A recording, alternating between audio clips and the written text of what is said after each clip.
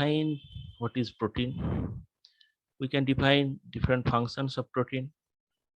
We can differentiate between two types of protein, that is fibrous protein and globular protein. And basically this is a comes under old classification of protein. And lastly, we'll know certain things related to the basic structure of protein and peptide bond. So let's begin with the definition of protein. So what are proteins? Proteins are the most abundant and functionally diverse biomolecule in living system. Every life process depends on the class of molecule, that is protein. As you know, proteins forms the fundamental basis of structure and function of life. But how is it possible? Then we have to take a look what are the different types of function that protein does in our body. There are exhaustive list and we have to summarize. You know that enzymes and polypeptide hormones direct and regulate the metabolism in our body. There were several biological reactions are catalyzed by enzymes in the bloodstream. Proteins such as hemoglobin and plasma albumin, they act as a transporter molecule which are essential for our life. Contractile proteins, you know, muscle, they are present in the muscle, they act in myosin, etc. They help and permit the movement. In bone, the protein collagen forms the framework for the deposition of calcium phosphate crystals. Immunoglobulins fight against the any foreign bodies like bacteria, viruses. In short, proteins display an incredible diversity of functions, yet all share the common structural feature of being linear polymer of amino acids. So these are the few basic points related to the functions of protein in our biological system. Now we are coming to the very old classification of protein. It is a previous classification. In that time, protein was classified into two categories depending upon their basically functions, their and structure. They are called fibrous protein and globular protein. Now, what is a fibrous protein? Fibrous proteins are basically water insoluble proteins that form various types of structures such as rigid, rod-like structure, sheet-like structure, etc. Most fibrous proteins are extensively cross-linked to form fibrous structures. Fibrous proteins mainly help in providing tensile strength, elasticity, rigidity, and structural functions such as forming membrane structure, scaffold structure inside the cell. So basically, fibrous proteins are water insoluble in water. They are not soluble in water, number one, and they actually form the structural basis of any cell. So this is the main function. There is a supporting function and the structural function of this kind of protein. These proteins are looks like a fiber. That means their length is very much longer, larger than their breadth. So they are like a fiber.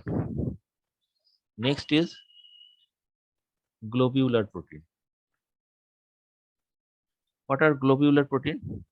Globular proteins are water-soluble proteins with a spherical shape, as the globular term is suggests. It is spherical in shape, and they have irregular amino acid sequences. The polypeptide chains are folded it to form a globular shape.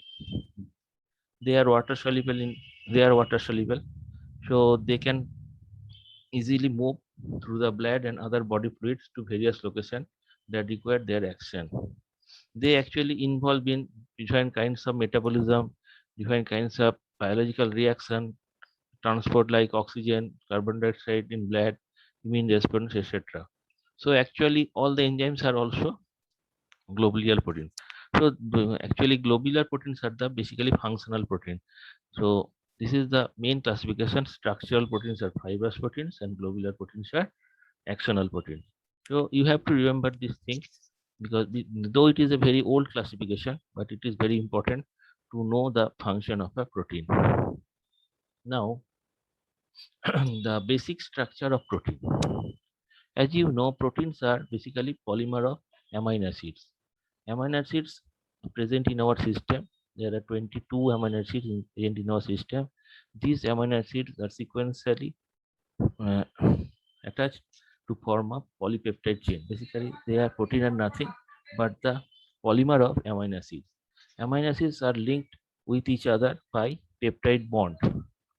Now these proteins formed by amino acids undergoing condensation reaction, in which one amino acid lose one, two amino acid lose one molecule of water in order to attach another with a peptide bond. So you can just take a look in the picture. A peptide bond is an amide type of covalent chemical bond. It linking two consecutive alpha amino acids. We'll discuss details amino acid in later classes. Now this condensation occurs between COOH group of one amino acids and NH group of another amino acids. There is removal of H2O group and there is a formation of a covalent bond. And this is called peptide bond. This is the basic bond that connects one amino acids with another amino acids in a polypeptide chain. So peptide bond is the most important bond in the structure of a protein. This is a very clear and simple structure of peptide bond. You can took the image. Look at the image. R1 and R2, two amino acids. They are linked by a covalent peptide bond. That is NH in one bond and another R. So level of structure then, the structure of protein, if I want to describe, it can be classified into four tiers. Their primary structure, their secondary structure, there is tertiary structure, and there is quaternary structure. So there are four tier of or level of structure of protein: primary, secondary, tertiary, and quaternary. Now, what is primary structure? This is the simplest level of protein structure. It is simply the sequence of amino acids in a polypeptide chain. So the polypeptide chain lying, it is the simple form of a protein structure. These amino acids are linked by covalent peptide linkage. For example, you can take the example of insulin. The insulin molecule is nothing but it is a made up of two polypeptide chain A and B. Both are joined by disulfide linkage. You can have a look the picture of this schematic picture of this insulin structure. You can find out A chain and B chain of insulin. You can take a look. A chain is composed of several amino acids and B chain is also composed of several amino acids. They are linked by actually two disulfide bonds. So this is the basic structure of insulin. Basically, they are polypeptide in nature. Two polypeptides are linked by two disulfide bond. So this is the and this is nothing but the primary structure of protein. This is the basic and simplest form of protein structure. Next is what? Next is secondary structure. This is the next level of protein structure. It refers to local folded structure that form within a polypeptide due to interaction between atoms of the backbone. What happens to accommodate the a large molecule of polypeptide chain in a small cell? Protein has to get folded several times. Now this folding occurs in two steps, during secondary structure and during tertiary structure. What is happening? There is a formation of hydrogen bond between the adjacent amino acid. In case of secondary structure, this hydrogen bond forms between the nearby amino acid, that is adjacent amino acids. The adjacent amino acid means the amino acids are present just 3 to 10 amino acid in a gap of 3 to 10 amino acids. So it is nothing but the hydrogen bond formation between nearby or adjacent amino acid. This is secondary structure. So there is a folding. The most common types of secondary structures are alpha helix and beta pleated sheet. Both structures are held in shape by hydrogen bonds which form between the carbonyl of one amino acid and the amine hydrogen of another. So please remember, secondary structure is nothing but the interaction between the adjacent structure, neighborhood amino acids, gives rise to this kind of secondary structure. So you can take a look. This is a picture of alpha helix, the helical pattern. This is nothing but the due to the hydrogen bond formation between the adjacent amino acids. And another is beta pleated sheet. Also you can look. This is also due to formation of extensive hydrogen bond. nearby between the nearby amino acids.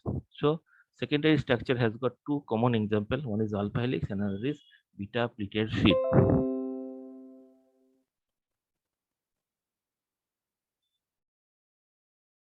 Now the tertiary structure. The overall three-dimensional structure of a polypeptide chain is called the tertiary structure. The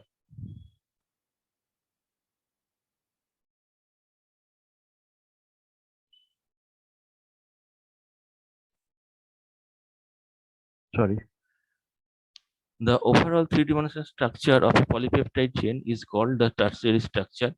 As we see in the secondary structure, the interaction or hydrogen formation, bond formation was in between the adjacent amino acids. So there is a gap of 3 to 10 adjacent amino acids.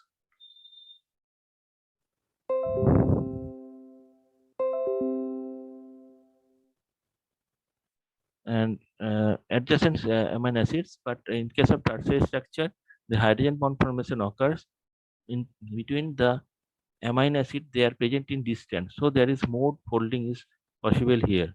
So tertiary structure and and the secondary structure both are due to hydrogen bond formation in between the amino acids.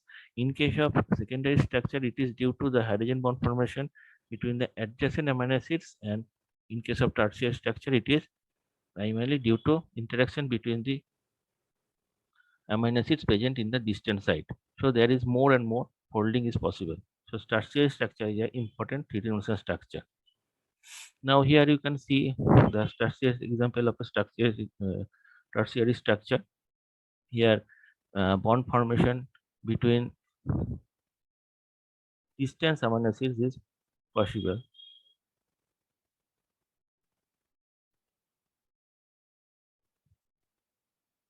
Now next is what? This quaternary structure. So in case of single polypeptide chain, you will get only primary structure, you will get only secondary structure, you will get only tertiary structure, but no quaternary structure possible in case of single polypeptide chain. But there are several types of protein. They has got more than one subunit. So if there is more than one subunit, so each subunit has got its highest level of structure, that is tertiary structure. Now this tertiary structure will come closer and they form another basic structure between the subunits. This is called quaternary structure. When these subunits come together, they give the protein its quaternary structure. So if you consider example of myoglobin, it is a single polypeptide chain. You will get primary structure here, you will get secondary structure, you will get tertiary structure, but no quaternary structure will be there because it is a single polypeptide chain, no subunit is there. Now if you consider another transport protein, that is hemoglobin, it has got 4 subunits. If you consider alpha adult hemoglobin, it is alpha and beta. So alpha 2 and beta 2. Now what happens in case of this kind of hemoglobin? This is adult hemoglobin. There are 4 subunits. So each subunit is a basically polypeptide chain, and each subunit has got its highest level of structure, that is tertiary structure. Now these 4 tertiary structure polypeptide chain comes closer, and due to there are several types of interaction: hydrogen bond formation, there are disulfide bond formation, there is hydrophobic interaction. They will give rise to a functional, another three-dimensional functional structure, that is called quaternary structure. So myoglobin is a single polypeptide chain. It has got only tertiary structure up to tertiary structure, but hemoglobin has got 4 subunits. It has got highest level of quaternary structure. So please remember. So hemoglobin is made up of 4 subunits, and it has got alpha and beta subtypes in case of adult. So it has got quaternary structure. If you consider the example of DNA polymerase, it is an enzyme that synthesizes the new strand of DNA. It has got 10 subunits, so it also has got quaternary structure. Now, if you can summarize the things, this is the first figure shows the primary structure of protein. This is nothing but the sequence of amino acids. They are interlinked by what? By covalent peptide bond. It is formed by the condensation reaction by removal of H2O molecule. So this is basic simplest structure, that is called primary structure of protein. Now next is what? Secondary structure. Why it is arising? Due to interaction between the adjacent amino acid. 3 to 10 amino acid gaps are there. So there is a hydrogen bond formation mainly. So there are two types of main secondary structure. One is alpha helix, another is beta pleated sheet. Next is what? Tertiary structure. Now this is also three-dimensional structure, and it is mainly arise due to hydrogen bond formation or other things between the adjacent, not adjacent here, distant amino acid. The present amino acids are present more distantly, and these due to this interaction, they get more condensed. They get more condensed and folded. So this is tertiary protein structure. And lastly, the quaternary structure. If it has got more than one subunit, so these subunits will interact to form an active molecule. This is called quaternary protein structure. So students, at the end of the session, and we can define what protein is. We can have an idea different functions of protein. We have an idea of previous classification, that is fibrous and globular protein. And now we can describe the basic structure of protein and what is peptide bond. So for the first class, I am ending here. Thank you for your patient listening. Thank you.